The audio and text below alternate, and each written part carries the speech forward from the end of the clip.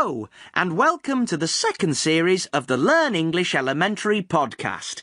This is podcast number 1. If you listened to the first series, you'll remember, I hope, that my name's Ravi. And I'm Tess. Yes, we're back again. I hope you didn't miss us too much. We've had a little break. Did you go anywhere nice, Ravi? No. And now we're back with more good stuff for you to listen to. We've got... Aren't you going to tell them, Tess? I'll tell them if you don't.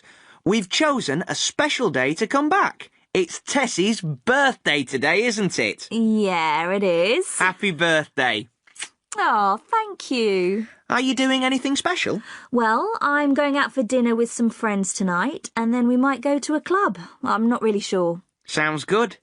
Where are you going to eat? Is it somewhere a bit special, or...? Yeah, it's a French place. I've heard it's really good, but I haven't been there. I'm sure it'll be great.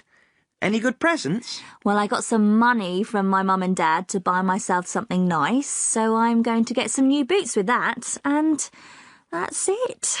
So far. Well, I'll get you a coffee when we finish here, OK? OK. And a cake? No, go on then. A small one. Yes. But let's get on with it. What have we got today? We've got our quiz, then we've got people telling us about their favourite food.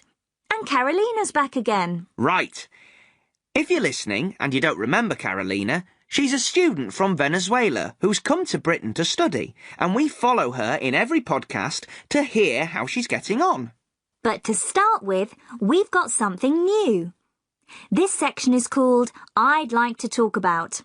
In every podcast, we'll talk to someone who wants to tell us about something that they're interested in. It could be anything, a hobby, a person, a place, a thing, something that you know a bit about and would like to share with Ravi and me, and all our listeners, of course. And to start us off with, I'd like to talk about, we've got Esther here with us. Esther, hello. Good morning. Hi, Esther. Welcome to the podcast. You're a student, aren't you? Hello, Ravi. Yes, that's right. Here in London? What are you studying? Yeah, chemistry. I'm doing a master's. Blimey. Is that what you're going to tell us about? I'm lost already. No, actually, I'd like to talk about knitting. Knitting? Yeah, knitting. It's really popular nowadays, you know. Lots of young people are doing it. There's a university knitting club that I'm in. But why do people want to knit? Oh, to make things, Ravi. To make things to wear. You're wearing a jumper. It's made of wool. Well, it's knitted, isn't it? You get the wool from a sheep and you knit a jumper. Or socks. Or a scarf. OK. Don't go crazy. It was a stupid question. Sorry, Esther. That's OK. But, you know, there are some men in our knitting club too, and some of them are really good at it. Knitting's really quite fashionable now. There are celebrity knitters and everything. Yeah? Yeah, there's Madonna and Julia Roberts and Uma Thurman, lots of people.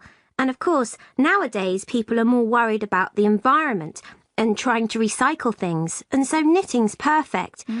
You can take an old jumper that you don't like anymore and make something new.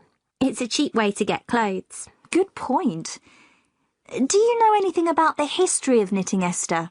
When did it start? Not really. Some people say that it started with people making nets, you know, for catching fish or animals, but nobody knows for sure. I saw a pair of socks once in a museum. They were from Egypt, about 1,000 years old, I think. They were beautiful, really complicated, but that's the oldest thing I know. That's interesting. Remember that they didn't have machines for knitting till the 19th century, so everything was done by hand, even clothes for kings and queens. In England, it was always men that knitted for the rich people. They had to do 6 years training to become master knitters. 6 years? So women didn't knit? Well, poor women did, of course. In fact, the whole family used to knit. The fathers and the children too, making socks and things that they could sell to make money. Did you make that jumper you're wearing? Yes, I did. It's really nice. Thank you. It took me ages. I could never make something like that. You could. You have to practice, but it's not that difficult. That's another thing I like about knitting. When you start, you can just do kind of simple things like scarves and stuff. And then when you get a bit better at it, you can make more difficult things like this. Well, that's great. Thanks very much, Esther. Really interesting. Thank you. Ravi, what do you think? Want to start knitting? Maybe. Hey, Tess, what do you get if you cross a sheep with a kangaroo? A father sheep and a mother kangaroo, or the other way round? I don't know. It doesn't matter, Tess. Look, the joke's just, what do you get if you cross a sheep with a kangaroo? Go on. A woolly jumper. Oh, you've been waiting to say that, haven't you? Yeah. Well, Esther is going to give us some knitting pictures and links to put up on the site if you want to find out more. You enjoyed that, didn't you? Why don't you try and knit something? I could, couldn't I? I could make you a scarf for your birthday. When is your birthday? Is it in June? Yeah, the 15th. You've got plenty of time if you start now. Ho ho. Oh, I forgot to say, listeners, if you want to write something or record something, you can send it to us at learnenglishpodcast@britishcouncil.org. That's learnenglishpodcast, all one word, at britishcouncil, all one word, .org. That's O-R-G. Like I said, it can be whatever you want, a hobby, a person, anything. Or just tell us if you like knitting. Send it to us and we'll put the best answers on the site. OK, time now to go to the phone to talk to today's quiz contestant, who is Mark from Nottingham. Hello, Mark. No? OK. Hello? Mark, hi. How are you? I'm fine, thanks, Ravi. What are you up to today? Oh, nothing special. It's my day off, so I'm not doing very much. What do you do? I work in a clothes shop in Nottingham. Ah, OK. It's not Paul Smith, is it? He's from Nottingham, isn't he? Great designer. No, it's not Paul Smith. He is from Nottingham, though. No, I work in a small clothes shop in the centre of town. Do you like it? Yeah, it's okay. Yeah, it's good. Great. Right, we're going to play Hot Seat, OK? Tess? Yes. So, you're going to play with Ravi today, Mark. I'm going to give Ravi some words. He doesn't know what they are, and he's going to try to explain them so that you can guess the words. All right? Okay. And we'll see how many you can get in 1 minute. Oh, and the other thing is all the words are connected. This time, the connection is people in your life. Let's do one to practice.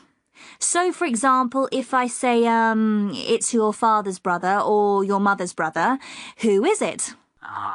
Uncle? Right, you've got the idea. Are you ready to go? Ready. OK then. Ready, Ravi? Mm-hmm. Let's start. Here are the words.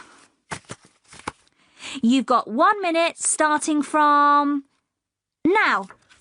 Right, the person who lives next door to you, in the house next to yours. Neighbour. Next door neighbour. Neighbour, yes. Your brother's daughter, or your sister's daughter. It's your... Nephew? I mean, niece. Niece. Yes, niece. Someone in the same... No, someone who goes to the same school as you and they're... Pupil? No, they've got the same teacher as you and you sit next to them or something. They're your... Classmate? Yes, phew. I couldn't say class. Come on then. If you're married, this is like your wife's dad. Father-in-law. OK, next one. Someone who you work with, like Tess, is my... Friend? No, well, yes, but that's not what I mean. We work together, so we're... I don't know. Oh, colleagues! Colleague, yes. How's the time? This person is another word for manager. The person who's in charge at work is your... Boss? Yes, boss. Your uncle's children are your... Cousins! Yes! OK, I'll give you that one. Whew. That was really stressful. Well done, Mark. How many is that, Tess? Neighbour, niece, classmate, father-in-law, colleague, boss and cousin. 7. Well done, Mark. And Ravi. Thanks. And thanks for playing. We'll send you a book token and anything else we can find lying around the studio. Thanks, Mark. Right. We've got more to come. We'll hear what some of our listeners say about their favourite food, and we'll catch up with Carolina again after this. You are listening to a Learn English elementary recording, brought to you by the British Council. To find out about our terms and conditions, visit our website at www.britishcouncil.org/learnenglish. Now we can move on to Your Turn. This is the part of the podcast when we go out and ask different people what they think about something. We ask a different question in every podcast, and this time the question was, which country's food is your favourite? And of course, why? OK, let's hear what people said. That would be Vietnamese food, especially southern Vietnamese food around the city of Ho Chi Minh. I've been there many times, and each time I go there, my friends will bring me to a restaurant where they serve food that was cooked with a lot of rich ingredients such as lemongrass, herbs, pepper, and they put in lots of different types of seafood. So I think that's a lot of effort put in to cook up such a dish. So I actually like Vietnamese food very much. And in addition, I think the food there is very healthy. They don't use a lot of oil. They use a lot of natural ingredients such as herbs and also fish sauce. So what comes out of that is a lot of flavors of seafood plus herbs, which I like very much. Well, I live in Italy at the moment, so I'm very fond of Italian food. But really, if I had to choose, I would say Indian or Thai food because I like spicy food. My favourite food is food from Italy because I really like pasta and I really like tomato sauce and olive oil. And I also like wine, and the wine from Italy is very good. Well, I think I'd have to say France because French cooking is superb. So much variety and they just take it so seriously. I'm going to say two countries, maybe Italy from Europe, because I really, really like pizza and the different types of pasta they have there. But probably my real favourite type of food comes from Mexico, which I just enjoy everything I've ever tried from Mexico. It's always a little bit spicy, maybe a little bit heavy, but really, really good food. I think Thai food, because I like spicy food and it's really kind of fresh as well. Lots of interesting different tastes. So what's your favourite food, Tess? I bet it's French. No. Why? Why French? You're going to a French restaurant for your birthday, aren't you? Well, yeah, but I'm not sure it's my favourite. I don't know. It's a difficult one. Maybe Italian?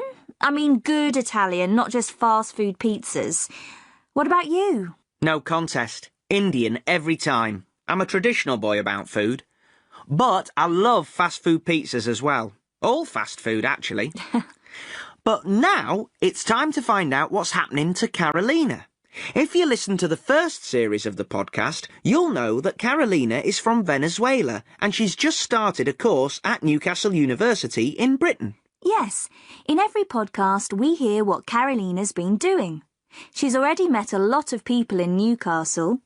She shares a flat with her friend Emily and some other students. And her special friend is a guy called Jamie. Yes, Tess likes Jamie. Thank you, Ravi. Now let's hear about Carolina. So I told Emily that she...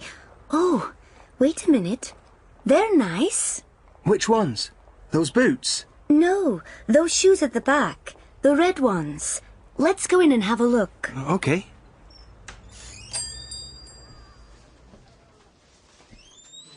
Here they are.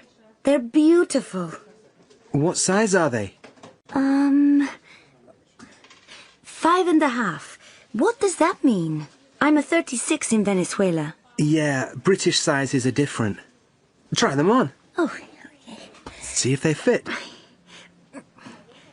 no, they're too big. So try a 5. That's the next size down. Excuse me. Have you got these in a 5? The red ones? Mm-hmm.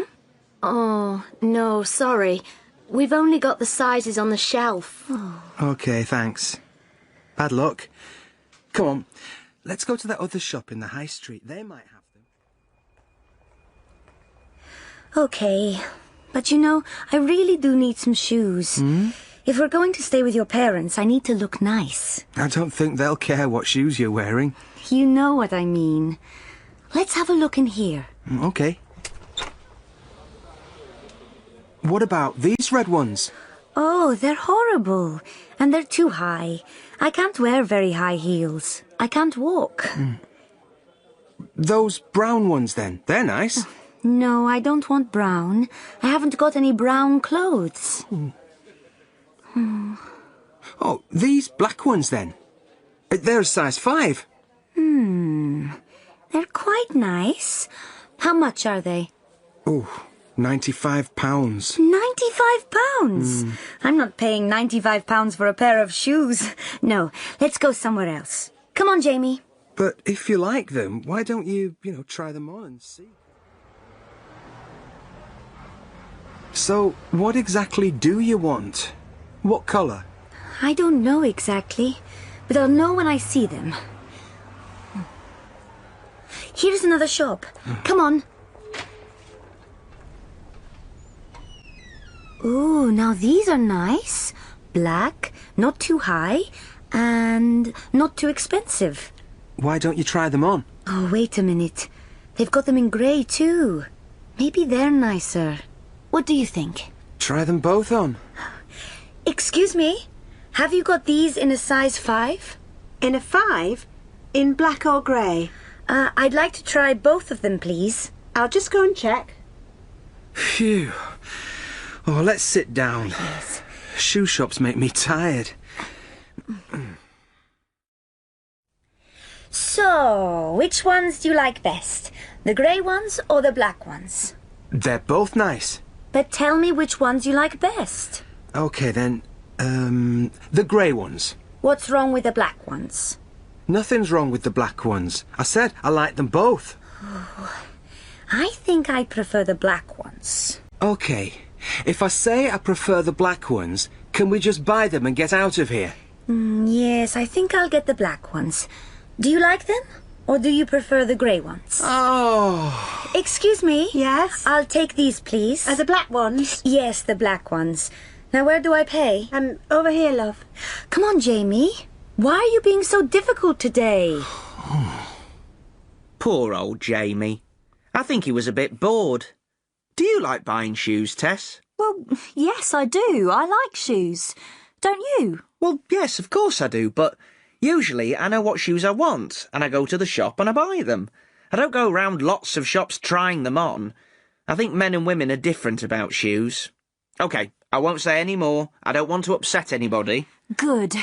Anyway, did you hear Carolina say that they're going to visit Jamie's parents? Yes. So? So what? So, they must be together. You know, a couple. Well, yes. Men don't go to shoe shops with women if they're not serious. Oh, don't start the shoe thing again. Sorry. So, that's the end of this podcast. You might remember in Series 1, we always finished with a joke from Gordon. Well, Gordon isn't with us anymore. He's got a new job. Yes, and we hope everything goes well for him. Hey, Tess, I've got a little surprise for you. Really? Here you are. Happy birthday. Oh, thank you. What is it? Well, open it and see.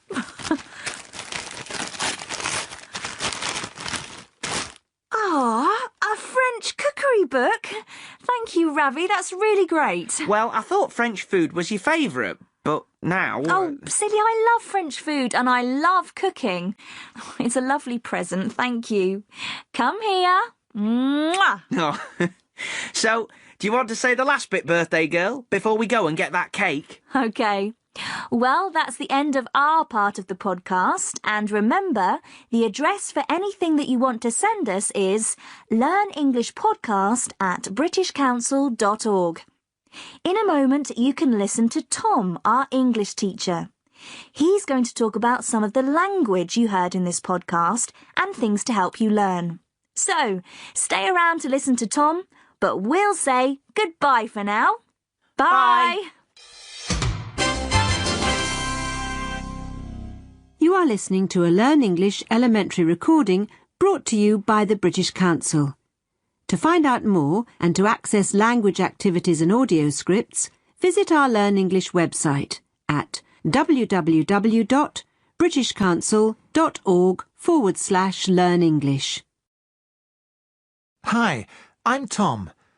At the end of every podcast, you'll hear from me. I'm going to talk about some of the language you heard in the programmes and talk about ways to help you learn English. The first thing I want to talk about is the word one. Listen to Ravi at the beginning of the podcast. Hello, and welcome to the second series of the Learn English Elementary podcast. This is podcast number 1. OK, no problem there. Ravi says this is podcast number 1. He uses 1 as a number. 1, 2, 3, 4, 5, etc. Now listen to Tess and Ravi. Listen for 1. Well, I'll get you a coffee when we finish here, OK? OK. And a cake? Now, go on then. A small one. 1 isn't a number here. Ravi isn't saying a small 1, a small 2. 1 here is a pronoun. It's used in place of a noun, a thing. Listen again. What does 1 refer to? Well, I'll get you a coffee when we finish here, OK? OK. And a cake? Now, go on then. A small one. Yes, that's right. 1 refers to the cake. Ravi doesn't repeat the word cake. He uses 1 instead. Tess said cake, so Ravi doesn't need to say it again. They both know what they're talking about, so he can use 1. We do this a lot in English. We can also use ones when we're talking about something that's plural. Listen to Jamie and Carolina in the shoe shop. What does ones refer to? So, which ones do you like best? The grey ones or the black ones? They're both nice. But tell me which ones you like best. OK, then, the grey ones. What's wrong with the black ones? Nothing's wrong with the black ones. I said I like them both. Yes, they both use ones to refer to the shoes. Shoes is plural, so they use ones, not 1. They can use ones because they're standing in the shoe shop looking at the shoes, and so they both know what they're talking about. In some languages, you can make adjectives plural. You can say, I like the blacks, or I prefer the greys, but you can't do that in English. We say, I like the black ones, or I prefer the grey ones. 1 is very common with this or that. We can say, do you prefer this one or that one? And of course, we use it a lot with which. Which one do you like best? Or which ones do you prefer?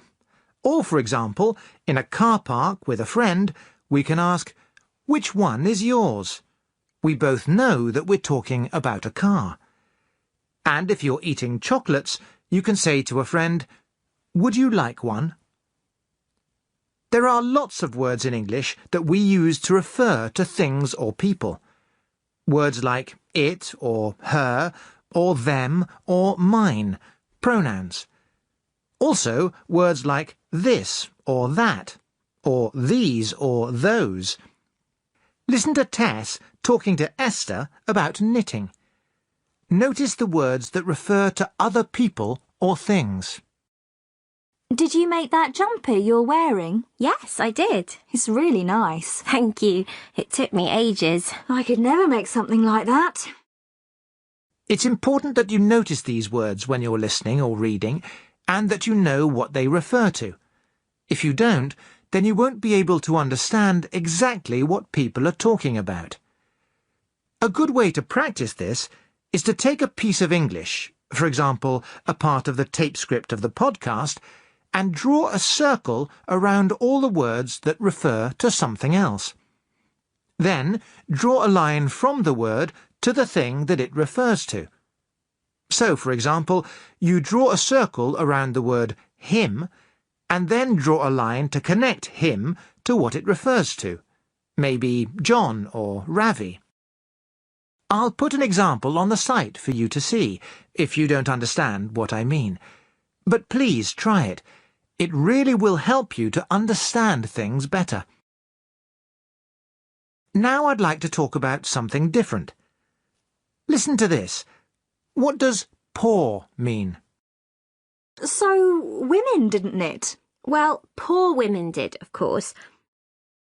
Yes, poor means someone who hasn't got very much money. It's the opposite of rich. Now listen to this. What does old mean? You can take an old jumper that you don't like anymore and make something new. It's a cheap way to get clothes. Right again. An old jumper is a jumper that you've had for a long time. It's the opposite of new. But now listen to what Ravi says after he listens to Carolina and Jamie in the shoe shop. Poor old Jamie. I think he was a bit bored. It's interesting, isn't it? Poor old Jamie. Ravi doesn't mean that Jamie hasn't got any money, and he doesn't mean that Jamie is old. He's a young man. Ravi uses poor because he feels sorry for Jamie because he was bored in the shoe shop. We use poor in this way a lot, to show sympathy. You can say, "Look at that poor dog, it's hungry." Or, "Poor Susan hates her new job." You can use poor in formal or informal situations. But Ravi says, "Poor old Jamie." The old makes it more informal. You would only say it to friends or people that you know well. If a friend has a problem, you can say, "Oh, poor you," or "Oh, poor old you," to show that you sympathise, that you feel sorry for them. And sometimes we say, "You poor thing," or "You poor old thing," too. See if you notice it in any English films or songs that you listen to. And now for a simple phrase that you can use this week. Listen to Tess at the end of the quiz. Neighbour, niece, classmate, father-in-law, colleague, boss and cousin. 7. Well done, Mark. And Ravi. She says, "Well done, Mark," because he got 7 words in the quiz. We say, "well done," when someone does something well, when we want to congratulate them. Use it this week when you're speaking English. Say, "well done" to someone. OK, I'm going to stop there. I'll talk to you all again next time. Remember, you can write to me about any language that you noticed in this podcast. The address is learnenglishpodcast@britishcouncil.org. In a moment, you'll hear the address for the website where you can read everything you've heard in this podcast. You can also find some practice exercises to do online and a support pack that you can print. Right, that's all for this time. Bye for now. See you next time.